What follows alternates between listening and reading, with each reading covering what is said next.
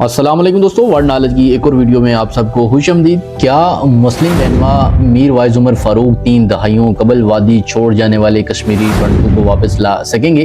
دوستو اسی کے اوپر کچھ تفصیلات میں آپ کے سامنے رکھوں گا۔ بہت ہی دلچسپ ٹاپک ہے، آپ نے بنے رہنا میرے ساتھ ویڈیو کے اینڈ تک۔ دوستو انڈیا کے زیر انتظام کشمیر میں علیحدگی پسند گروپوں کے اتحاد حریت رہنما اور حریت کانفرنس کے سربراہ میر وائز عمر فاروق 2 ہفتے سے دلی میں سیاسی سرگرمیوں میں مصروف ہیں۔ ان کی سیاسی ملاقاتوں کے بعد کشمیر کے عوامی حلقوں میں کیا سرائیاں ہو رہی ہیں کہ نریندر مودی کی حکومت علیحدگی پسندوں کے ساتھ بیک ڈور چینل مذاکرات پر آمادہ نظر آ رہی ہے۔ دوستو چہ مگویوں کی وجہ یہ ہے کہ سن 2019 میں نہ صرف میر وائز کی حفاظت پر مامور جموں کشمیر پولیس کے گارڈ کو واپس بلا لیا گیا تھا، بلکہ انہیں برسوں تک گھر میں نظر بند رکھا گیا، یہاں تک کہ انہیں تاریخی جامع مسجد میں جمعہ کے خطبے سے بھی روکا گیا تھا۔ دوستو نئی دلی میں قیام کے دوران انڈین حکومت کی جانب سے مساجد، مدارس اور درگاہوں جیسے مسلمانوں کے مذہبی اور خیراتی اثاثوں کو کنٹرول کرنے پر وقف بورڈ کے قانون کے متنازع ترمیمی مسودے پر بی جے پی کے سینئر رہنما پال کی قیادت والی مشترکہ پارلیمنٹ کمیٹی کے ساتھ طویل مذاکرات کیے۔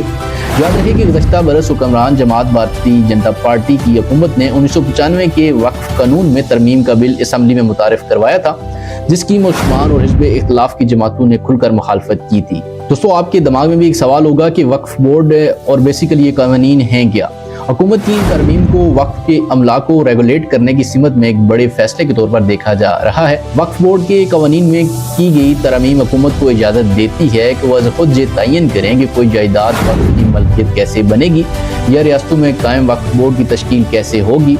وقف املاک کا معاملہ حالیہ برسوں میں بی جے پی اور دائیں بازو کے ہندو رہنماؤں کے لیے اہم موضوع رہا ہے۔ دوستو اگر آپ کو نہیں معلوم تو آپ کو بتاتا چلوں کہ بیسیکلی جو بی جے پی ہے، جو حالیہ حکومت ہے نریندر مودی کی، وہ قانون پاس کروانا چاہ رہی ہے جس میں مسلمانوں کی مقدس مقامات جیسے مسلمانوں کی مختلف درگاہیں ہوگی، مساجد ہوگی، وہاں کے وقف بورڈ کے جو انڈر آ رہی ہیں وہ ان کے انڈر نہ رہیں۔ وہ حکومت تعین کرے کہ کیا وہ کس کے انڈر آتی ہیں، ہمارے انڈر آتی ہیں، وقف بورڈ کے اندر آتی ہیں، جو کہ ایک بہت بڑی بحث بنا ہوا ہے، ایک معمہ بنا ہوا ہے۔ اسی کے اوپر ابھی تک وہ قانون پاس نہیں ہوا، لیکن آگے وقت بتائے گا کہ کیا ہوتا ہے کیا نہیں ہوتا۔ دوستو پنڈتوں نے کشمیر کو کیوں چھوڑا؟ 1990 کی دہائی میں مسئلہ شورش شروع ہوتے ہی عسکریت پسندوں نے درجنوں کشمیریوں کے قتل کا سلسلہ شروع کیا تھا، جس میں کشمیری بولنے والے ہندو یعنی کہ کشمیری پنڈت بھی شامل تھے۔ اس وقت کی سرگرم مسئلہ تنظیم جموں کشمیر لبریشن فرنٹ کا دعویٰ تھا کہ وہ صرف ایسے لوگوں کو نشانہ بناتی ہے جو انڈین خفیہ اداروں کے ساتھ کام کرتے ہیں اور تحریک کو نقصان پہنچاتے ہیں۔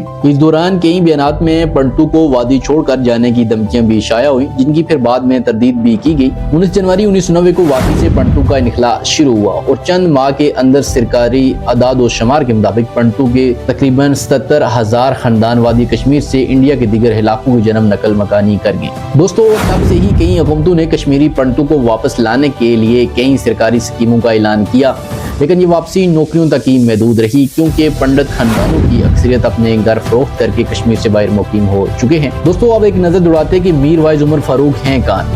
1990 میں پنڈتوں کے انخلاء کے 5 ماہ بعد 21 مئی کے روز میر وائز مولوی محمد فاروق کو مسلح افراد نے ان کے گھر میں گولی مار کر ہلاک کر دیا تھا۔ دوستو اس کے بعد عمر فاروق محض 16 سال کی عمر میں کشمیر کے 14ویں میر وائز بنے تھے، اور پھر 3 سال بعد صرف 19 سال کی عمر میں مختلف علیحدگی پسند جماعتوں کے اتحاد حریت کانفرنس کے چیئرمین منتخب ہوئے۔ انہوں نے کشمیر سے متعلق انڈیا کے سابق وزرائے اعظم اٹل بہاری اور منموہن سنگھ کے ساتھ 2004 سے 2007 تک کے مذاکرات کے کئی ادوار میں حصہ لیا۔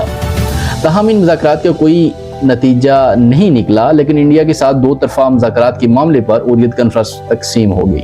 دوستو سید علی گیلانی جو مذاکرات کے خلاف تھے، ایلاگ دہڑے کی انہوں نے قیادت کی، جبکہ میر وائز مذاکرات کے حامی تھے، اس لیے انہوں نے علیحدگی پسند گروپوں کے سربراہ وہ بھی بنے۔ نئی دلی کے ساتھ مذاکرات پر گیلانی گروپ نے میر وائز پر سخت تنقید بھی کی تھی۔ مسلح گروپ بھی ان کی عدل پسندی سے ناخوش تھے۔ نامعلوم مسلح افراد نے 2004 میں میر وائز کے قریبی رشتہ دار مولوی مشتاق کو سری نگر کی ایک مسجد میں گولی مار کر ہلاک کر دیا تھا۔